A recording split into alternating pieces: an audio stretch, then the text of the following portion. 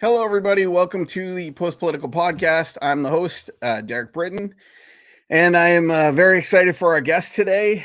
We have Christine Olivo coming in from Florida to talk to us about a bunch of different stuff. But first off, we have our promos. So let's run the Vermin Supreme Institute. Our purpose is to inspire social evolution through disruption of authoritarianism, to promote compassionate activism, and to spread knowledge of redacted history. Through the use of humor, direct action, and mutual aid, we uplift the disaffected, the disenfranchised, and the disempowered. And we're happy to announce the Love and Action fundraiser benefiting homeless camps in Reno, Nevada has gone well. They now have all of the supplies and clothing and stuff to distribute up in Reno. So that will be distributed, I think, this upcoming weekend. Now, we had a lot of issue with weather and the shipping that kind of held us up, but now everything will be distributed, I believe, this weekend up in Reno. So look for a update in the newsletter next week, and I'll probably have a quick update on the podcast as well. And next up, we have Brewed Coffee. So if you're in Lexington, Kentucky, check out Brewed Coffee and Beer Drinkery. You can also check out the affiliate link that I'm going to throw in the comments to buy, mug shirts, hats, tote bags, masks. They have all sorts of different stuff. And that's brewedco.com in Lexington, Kentucky. And lastly, we have the Trans Resource Network of Louisiana. We are doing a promo with them, so you can either donate directly with the PayPal, or you can buy one of the shirts or hats that we did a joint design with the group down there. Be Gay Do Crime. It's a fun little thing, but it actually goes to bring awareness to the fact that being gay is often still a crime by the books on a lot of cities and states in America. So please, go on and donate or buy one of the pieces of merchandise, and all of the proceeds go to the Trans Resource Network of Louisiana. And that's it for the promos. Now we can introduce our wonderful guest. So Christine is an activist, a community leader, and a candidate running for Congress in Florida's 24th District. We're going to be talking about criminal justice reform, immigration rights, ending the wars, and the volunteer work that she does down in Florida. Let's bring her on. How's it going? Great. How are you? Doing well. It's been I'm up in the Northeast. I'm in Massachusetts, so it's been a little cold here this week, but next week's looking for some good weather, and I'm hoping we can go outside and do some more stuff outside with our baby and stuff. So that's awesome. Congrats on the baby. And I'm sorry, but I live in South Florida. It's always like, I don't know what to say. I feel so guilty. Yeah, I have friends in Texas and California and kind of all over the place. I also have friends in like Chicago as well, so they can kind of feel the cold. But it's crazy. We get big swings during the seasons and stuff, but it is pretty. I love it up here in the fall, so I wouldn't trade that piece for kind of the other wonderful weather that you guys get. But no, I wanted to bring you on. I'm super excited to have you. I know you had run in 2020 and you're running again now in 2022. Yes. I'd love to get kind of an introduction on kind of your political journey and how you ended up running for office down in Florida. Well, once again, thank you for having me. I started running because what else could I do? I was done complaining. I was complaining about children in cages. I was complaining about Black men being killed and advertised like on social media. I was just so tired of complaining and then looking down at my children and saying it's going to get better. And well, at the time I only had one son, but just saying, it's going to get better. And having no idea of how it's going to get better. I'm running because I feel like I have no other option at this point. Our leadership right now is full of drama and just bickering, and no one's getting anything done, but everybody's got something to say and nothing to do. And I'm just so sick and tired of it. So I decided to run. And the first run was a nightmare. I mean, I don't know how to say it nicely. You're running. I'm running against an incumbent. So when you're running against an incumbent, your life is miserable. A lot of people just saying that I had no right to run against her. Um, what was I thinking? Spending all this money, doing all of this stuff just to get, oh, I felt like I was getting nowhere. But I got to meet so many people and know that they desperately needed the help. And I know that they'll never have anyone knock on their door again. I'm Right. telling you right now, some of the people were shocked. And I would go on live. I would say, I need you guys to witness this. The guy's like, listen, no one comes around here. We vote them in, and the last time we see them was on a flyer. That's it. Right. So just really getting involved in the community, and it really opened my eyes to the possibilities. Because here I am, just a mom thinking, a working class mom thinking, hey, I'm going to try to run for office, not really believing that it was possible. And it's possible. And the people made it happen. People were donating. Okay, fine. I didn't raise as much money as the incumbent, but I had almost 700 donors. That's She wonderful. had maybe 20. Right. That spoke volumes to me. I prefer to have that many people rooting for me Right. than to have, $1 million. Oh, exactly. And it's such an uphill battle, not only facing incumbents, but incumbents that are well funded by folks that they're most likely going to when they get into Oh office. yeah. And at the end of the day, it's it creates this big, massive barrier to getting into a political system that's built upon representation that has stopped representing most of the folks that I know, at least. Yeah. And it just has represented. I mean, if you look at just in general, I saw a kind of average yearly income of someone in Congress, and it's over $1 million. And now that's not every single person in Congress, but that's that's got to be more than 50% of it if that's the Listen, average. my opponent is a millionaire. Did she start out as a millionaire 10 years ago? No, Right. she didn't. She's made her millions while she's been in Congress. So you don't represent me. I'm just going to be real, because my bank account does not look like that. If you can help create other millionaires, then we can all represent each other, but you're not Right. doing that. You're banking off of keeping us in poverty. Right. That's how you get all the great grants and all the the affordable housing and contracts and all this stuff. We don't see any of that. Right. You get more when we're sort of struggling, when we don't have health insurance, when we don't own homes, when we don't have an education. That's when you get all the big bucks. Right. Yeah. And we've seen this, massive kind of shift of wealth, up the ladder closest to the folks that are already wealthy as well. And Yes. things we've seen a ton of legislation go into place that actually sets barriers, a ton of barriers for folks in, all over the place in poorer communities that are trying to do everything they can to have a family and feed their family and house their family and Exactly. take it. And it's become this entire system that's been built to slow that progress so that the folks at the top can kind of continue to prosper. And there's a ton of different places to fight those battles. And I completely commend you on running for office, putting yourself in the public spotlight. You do get a lot of negative feedback from folks. And, I've helped on a lot of campaigns, political campaigns, but I myself don't know if I could ever run because of that. I mean, it's something that's a big sacrifice that people don't understand. And not only are you putting yourself out there, but you're putting these incredible, ideas that you are passionate about out there that Yeah. help educate different people who might not have known about kind of these different ideas and stuff. So no, I think it's incredible. And I think there's winning, I know the last election, you said it was a little rough, and I still think there's winning and, you might lose the race as the votes Yeah. count, but there's so much to be won there to change the hearts and minds of the people that are in the community that will be voting again, that will be, working on mutual aid projects or something like that again as well. Yes.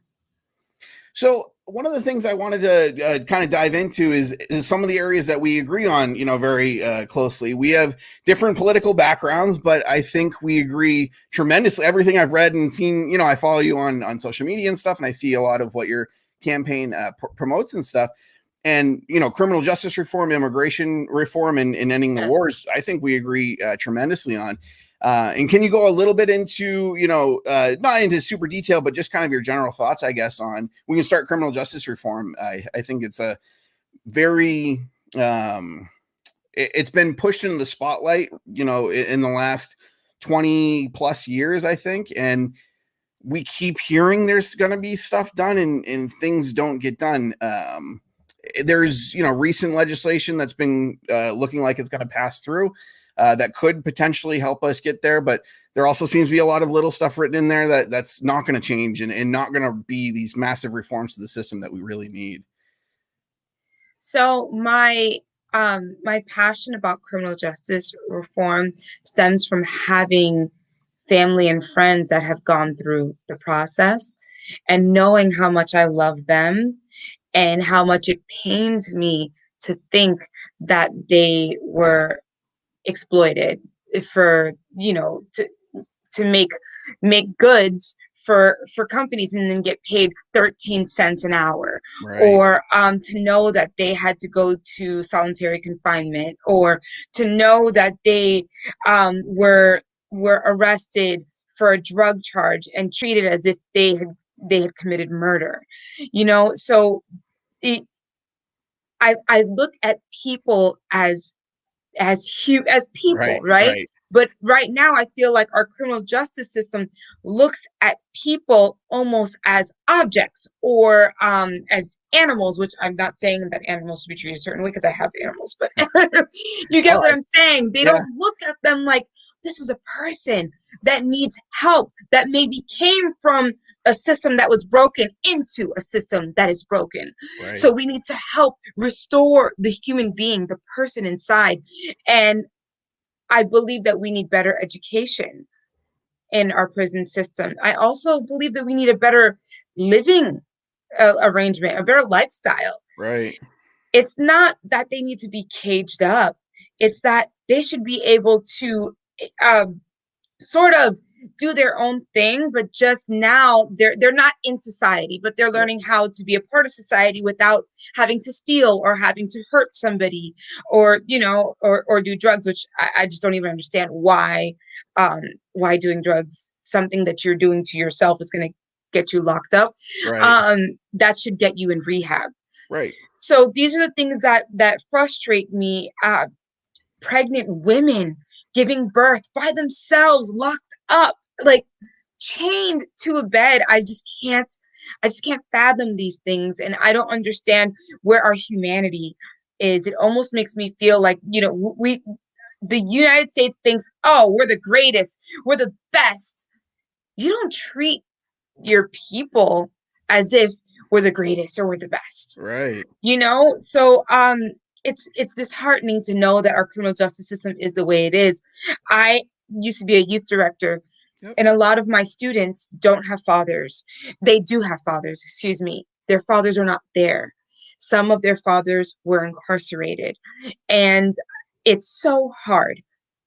And I try not to get emotional. It's so hard to explain to a child that your father can miss 7 or 8 years of your life because of something that they could have easily been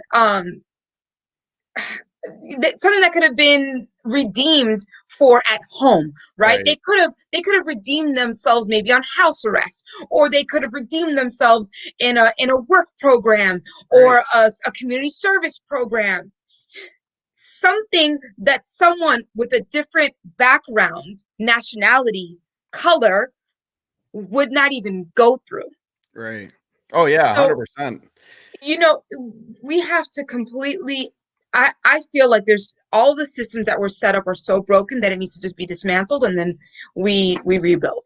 Yeah, absolutely. And there's a lot of horrible history in the criminal justice system, built upon, slavery, the Yes. 13th Amendment to continue slavery as long as people are incarcerated, setting up Yes. laws to incarcerate folks. I mean, it is just really, really troubling when you look at the history of the criminal justice system and where we are today, and how we might have made some changes in progress there, but it is nowhere near enough. I mean, we're still locking up people for harmless plants. We're still locking up people for things that they're doing that are not hurting anyone else. And you look at the fine system. Even the fine system Mm. is really Oh, just an extra tax for poor people. I mean, as yes. someone that has $100 fine, if you're rich, that doesn't matter.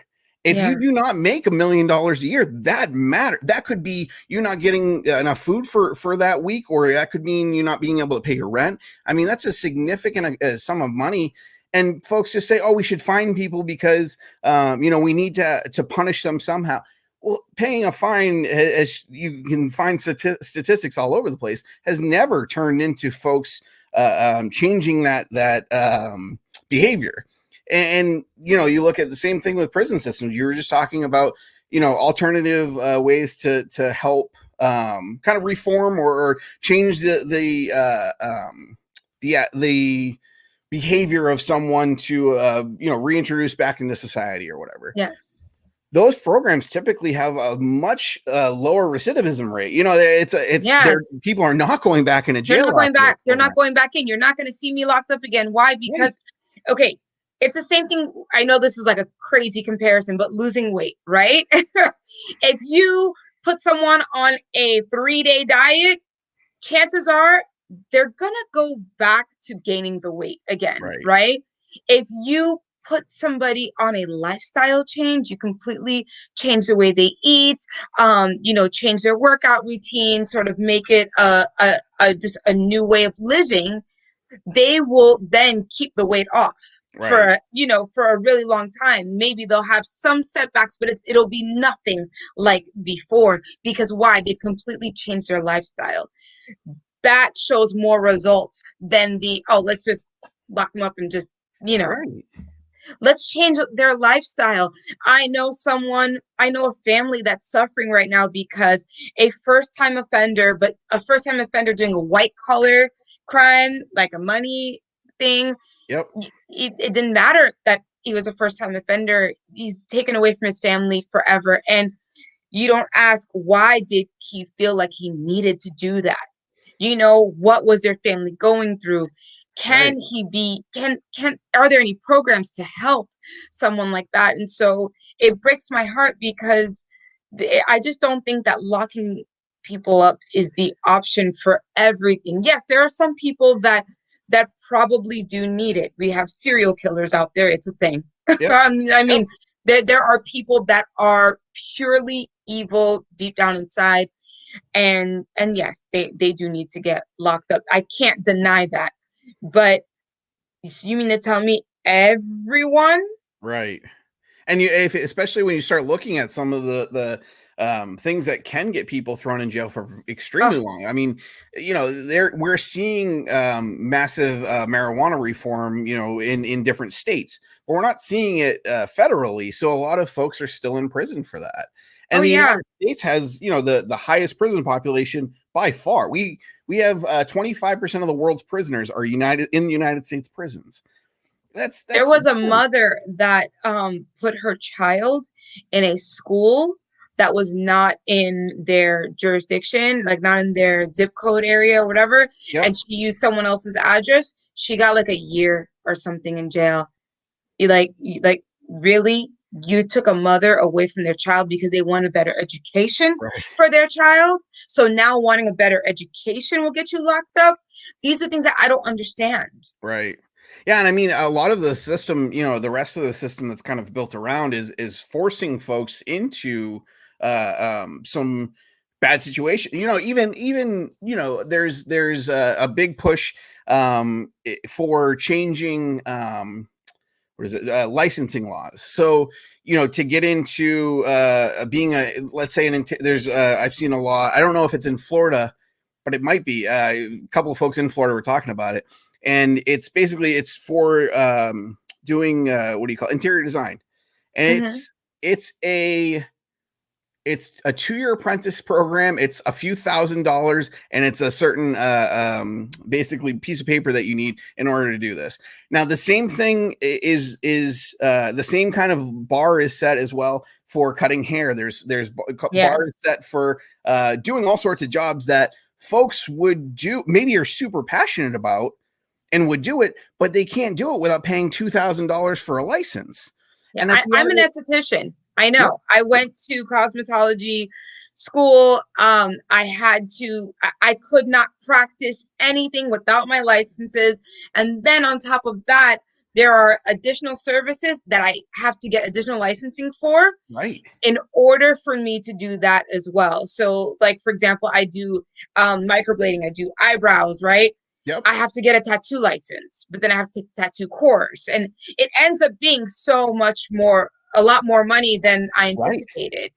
And your time too. I mean, And it takes time. I'm like, I yes. got like So some they're people are just so gifted and so talented. They wouldn't need to go to school as long, but they have no choice, right? exactly right. And if it's a passion and it's something that you would love to do, but you don't have that, money or time, to Yeah. put into getting there, and you go and do that, you can be put in jail. I mean, or Wow. fined an absurd amount of money that you can never overcome. You know what I mean? Yeah. There's these systems that are just built into place that could really, really help folks do what they're passionate for. And I'm not saying, brain surgery that you should be able to walk in tomorrow and do brain No. surgery, but at the end of the day, that I don't think that would happen because the place of business would have certain things that they would, put you through to do, whatever you need to. Exactly. And I think that there's a lot of these things that kind of put a stranglehold on this system and force folks into selling. I had plenty of friends when I was growing up that sold drugs because it was money. They were able to make money and support what they needed to do so. Yeah. And it's I feel like it's such a complex thing that we lose a lot of the smaller issues that are actually really large issues that kind of force us into these kind of paths. So Yeah. And then the frustrating thing is that we make it illegal, we lock people up, but then when it comes time to legalize it, the people that are able to open up the dispensaries are those that don't look like the ones that were getting locked up. I'm 100%. not trying to make this a race thing, but the first thing that I would say is, you know what? Let's reach out to those that were doing it and let's just invest and teach them how to do it the right way now Yes. because all these opportunities are opening up. But no, the courses, the licensing, I mean, just like you were saying, it's so expensive to even get any of that stuff. You're going to need a specific kind of credit to Right. even be approved. And let's just be real, those that have that kind of credit don't look like those that were getting locked up for it. Yeah. So it's just unfair. We need to rebuild this system 100%. I completely agree. And it's interesting you say that. So I've looked into a few different places that are doing kind of the marijuana reform and stuff. And I believe Oakland had a really great program where folks they commuted all the sentences for folks that were locked up for marijuana Um, possession or even sale, and then they offered the first licenses to the folks that were incarcerated for them. what?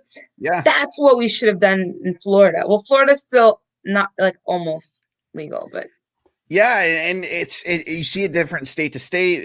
There's different rules set for each state, wow. and Massachusetts is exactly what you were saying before. It's not that way. It's there's I think two companies own most of it's like 80% of the stores and the grow facilities and all that. It's big corporations doing the same thing. Wow. Yes, it's like we were saying, a lot of big systems that have been built up over time that really need to be torn down and kind of rebuilt in different ways. And I think community focus is something that we could definitely use more, kind of throughout the country. So Yeah. we talked a lot about that. I want to make sure we hit some of the other stuff too, because I like a lot of what you say about immigration rights and ending the wars. We had talked a little bit in the pre-meeting. I was anti-war Democrat. That was and I voted for Obama's first presidency, and then he didn't do anything anti-war that I was expecting. So that's what actually got me to leave that two-party system. But I want to hear kind of your thoughts on how do we end the wars in a positive way, so that because a ton of folks say, oh, you're just going to create a vacuum and all this stuff, and I don't believe that either, but I just want to kind of hear your take on how do we get to a good place. I use this quote, right? My grandmother used to always say, never go into someone's house to clean it when your house is a mess, right? So here we are, the United States of America. We go into everyone's country like we know, like our ish doesn't stink, right? We're just gonna go and we're gonna make things right and clean things up and bomb everybody as if we are so perfect. Why don't we focus on what's going on at home? We have war in the streets. There are people dying every day. We have a pandemic right now. We do not need to be bombing Syria. We don't need to be bombing anybody. And don't tell me it's about retaliating, okay? Right. We don't have, adults don't need to retaliate. Adults can sit down and have a conversation, or you can get your butt out of a country that you don't belong in. Yeah. You know what I think we need to do? Leave. We don't need to, there's nothing else to do. Yeah. There's nothing else to do. No one's going to create a vacuum. These countries can function without us. Yeah. Do we let everybody into our country to set up camp and their military here? And do we do that? Show me one state that has someone else's military living and setting up camp there. Right. None, not one. Right. Why do we feel like we can go in and just tell everybody what to do? And we have people suffering right here. Focus here. We spend trillions of dollars on bombing and trying to control. Let's just be real. We're trying to control other countries. And yet we wonder, where can we get the money for healthcare? Right. Why don't we get it from the money that we're using to murder other people? And a lot of civilians. I mean, that's the thing that a lot of folks don't realize is there is some percentage of almost every single drone strike or bombing or insurgency that we do that does impact civilian populations. If that were to happen anywhere along our shores in the United States, it would be another world war. You know what I mean? It would be such a huge retaliation. Yes. Folks are like, oh, well, people hate America because of all the freedom or whatever. No, they hate us because we're blowing up other people. We are hurting families. There are folks that I have friends that have Syrian relatives. Their children don't want to go back to visit their family because they're so scared of what's going on in Syria.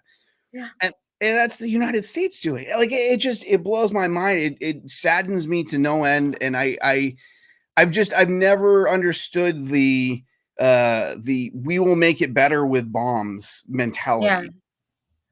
Yeah. Dr. King said that he's never seen hate cancel out love. Only love can do that. Right. So instead of bringing retaliation, which I think it's instigation. Yeah.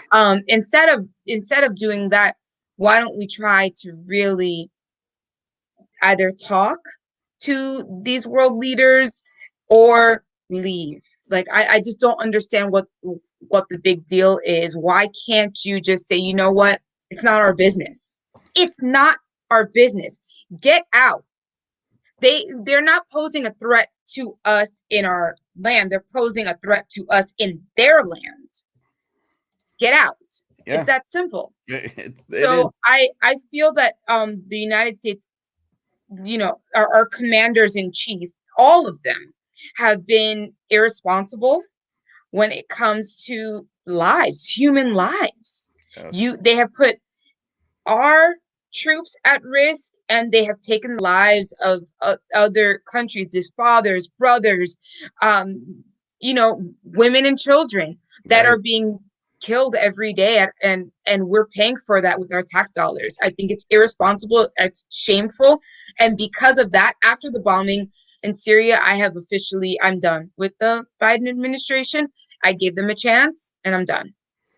Yeah, and I have a lot of friends. Like I said, I came from kind of the Democratic Party, and I still have a lot of friends who are we're pushing for a lot of folks to vote for Biden and stuff, and they felt the same way. That was kind of they were giving him a chance to see where what kind of progressive line he would toe or anything like that, and it still didn't happen. Now there's bits and pieces that could help with reforms here and there, but as far as war is concerned, the administration and a lot of the cabinet picks are super pro war hawk Yes. type folks, and it's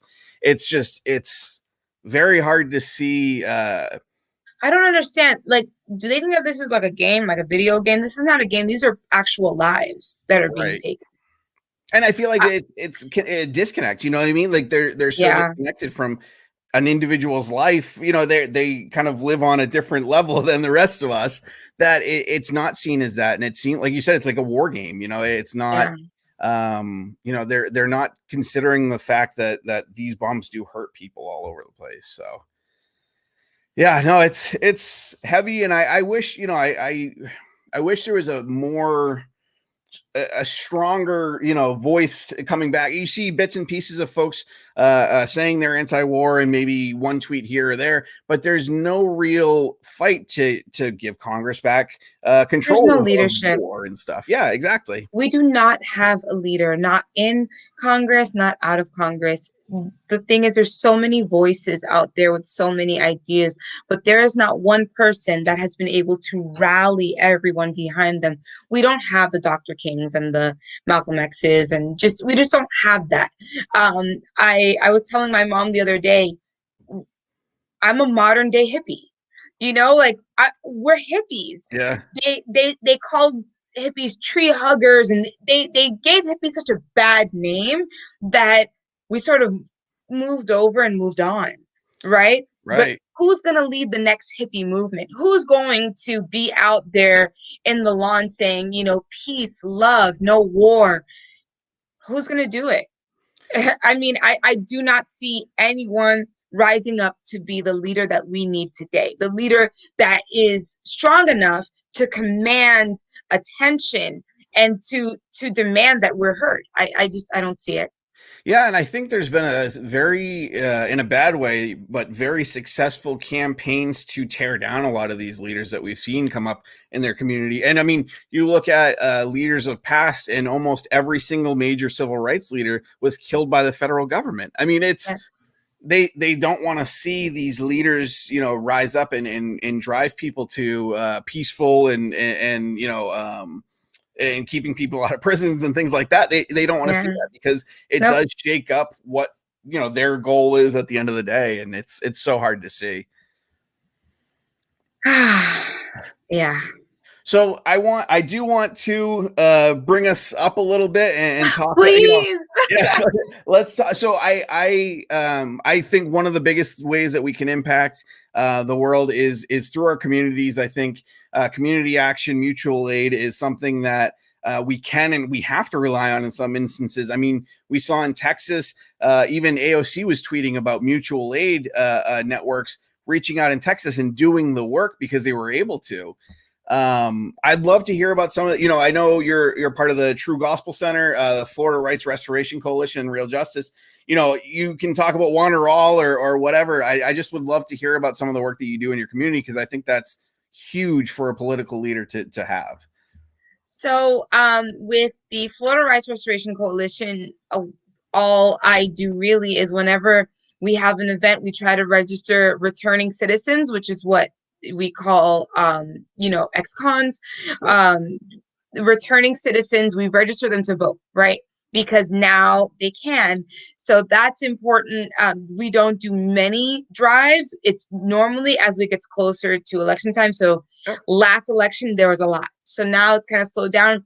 We actually have a meeting right now that I'm missing, but it's okay. It's about they're meeting tonight because of the anti-protest bill that's been presented in Florida. So everyone's rallying together. So that's the goal right now. We need to stop that bill, because Yep. there we go. Another reason to lock us up, Yep. right? So that's one thing. And then I volunteer at a food drive twice a week. We feed over 800 families.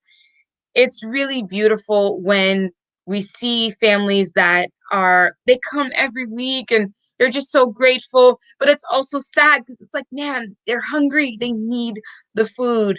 Right. And they line up from like 6 o'clock in the morning. We don't start distributing till 10. Yep. But they will get there to make sure that they do not miss out on a box. It's beautiful. It has led me to now open up a community fridge. That's great. Which I just found the location for. I'm very excited about this project. Now I'm looking for an artist to paint the fridge, and still raising money to buy the fridge. So it's that's going to be very exciting. Hopefully I'll have that together within the next month or so. And that way, when people in the community can, like, when there's not a line, they can also go to the fridge and there's something there for them. So, I'm excited about that. And then what else do I do? Lately, I've been helping a lot of Haitian Americans or Haitians. Some of them are not citizens. Helping them with their unemployment. It is very difficult to understand the process. And so I've been helping people that just don't know. They didn't know they had to pay taxes on their unemployment. I mean, it's been a nightmare. They're so confused, and the language barrier is really difficult. So I help them, of course, for free, but they call me, they're like, listen, Christine, I don't know, how to go into the system, and I just walk them through it. So that's what I've been doing lately. Oh, that's wonderful. I mean, and even, without a language barrier, those systems aren't easy to navigate. So, I mean, it is wonderful that you're there to help. And like you said, the community fridges and being able to do some food distribution and supplies and clothing and stuff is so huge. I mean, at the end of the day, I would be super happy if we didn't have to do that. If these folks were able to do all this stuff on their own, but at the end of the day, people need help, and we need to be there in our communities helping those folks who do fall on hard. I mean, not everyone is going to have a lucky day every single day of the year. You know what I mean? You could lose your job or have some issue that pops up that unforeseen, or go to jail with the broken criminal justice system we just spoke about. And being able to have a community that's that built to help them out is incredible. And super happy about the community fridge as well. I'm actually talking with the group in the city closest to me, Worcester, Massachusetts. They're just getting their free fridge set up right now. So awesome. Yeah, no, it's I think those are incredible. The Vermin Supreme Institute, who I spoke about before, and I'm affiliated with their group that I work on. I'm on the board there as well. They're starting a program to basically have like a free fridge kit, so that they can send around to show people how to start them up and kind of all the resources they need and all that. So can you slip me their info? And absolutely, I will definitely send that over. And it's a new piece we're starting up. We'd love to partner with as many folks as we can to do so. So yeah, that's great. And later, I think probably early May, I have a group coming in from the group. It's called Freege. So it's FREEDGE. And I love it. Yeah, they're a free fridge group that started out of California, and now they're international. They have stuff in France and Switzerland, all over the place now. So really, really cool stuff. And it's you don't typically see a lot of folks who are running for office also doing the mutual aid and the stuff in their communities. And I feel like that should be a prerequisite. I feel like that should be a baseline for folks that we want to see getting into into office, is folks that understand their communities, are working with their communities. And I love that you are doing that and running for office as well to represent those folks. So thank you.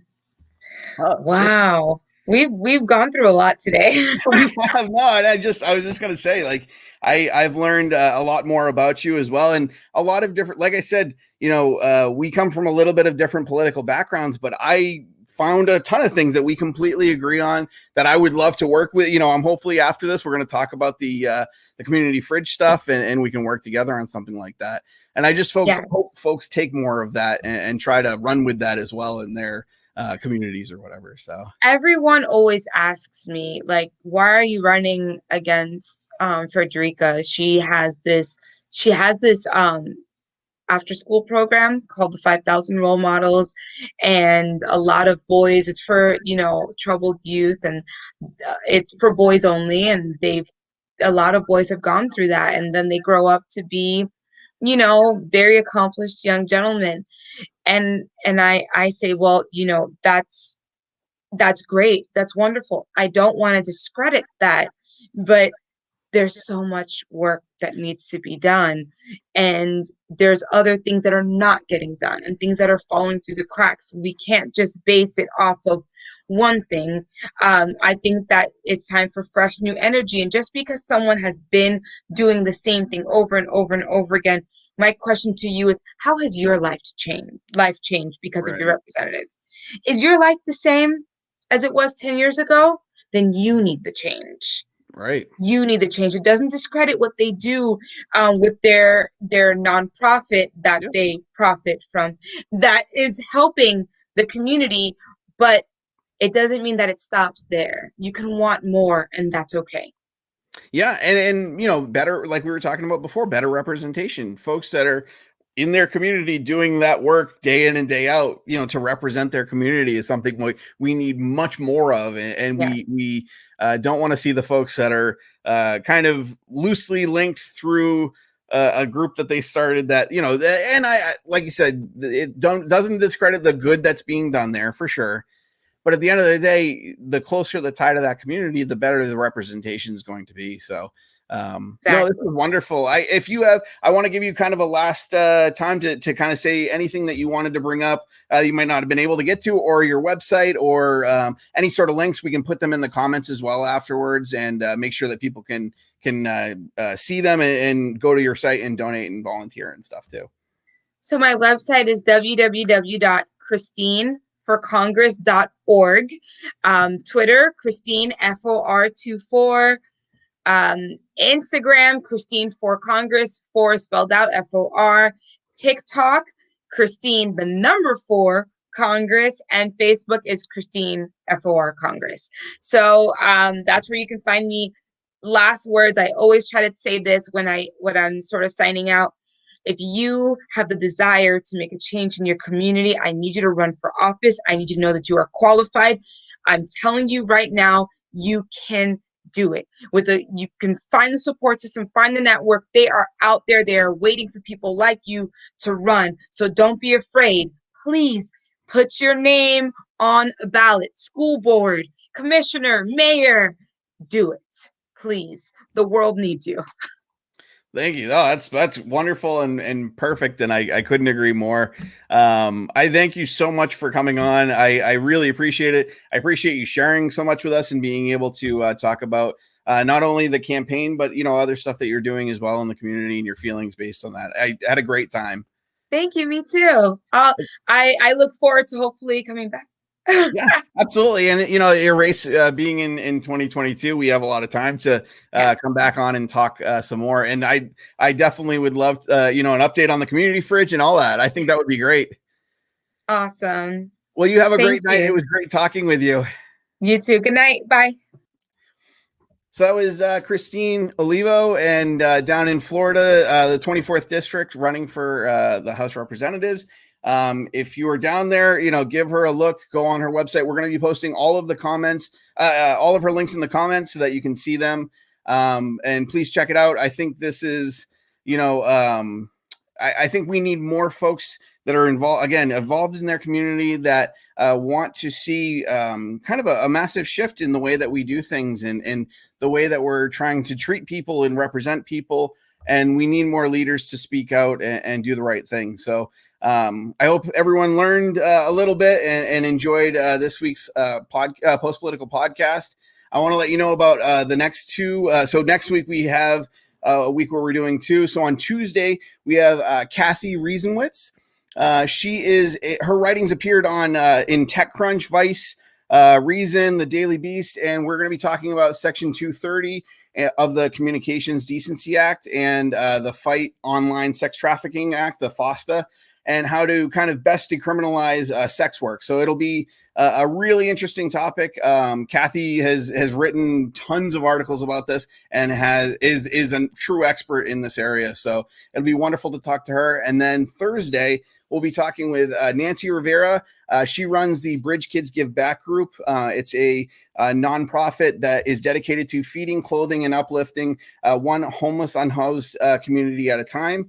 They do a ton of work in Massachusetts, and we're going to learn a little bit more about that and also do some fundraising, hopefully, for her nonprofit to try and help her out. I know for a fact she cooks meals herself, brings them out to folks, collects comforters when it's cold up here, and gives them to folks in all different areas in Massachusetts. So she does a lot of great work, and I'm really looking forward to talking with her as well. I hope you enjoyed this week's episode, and I hope to see you back next week. Have a great night, and thanks, everyone.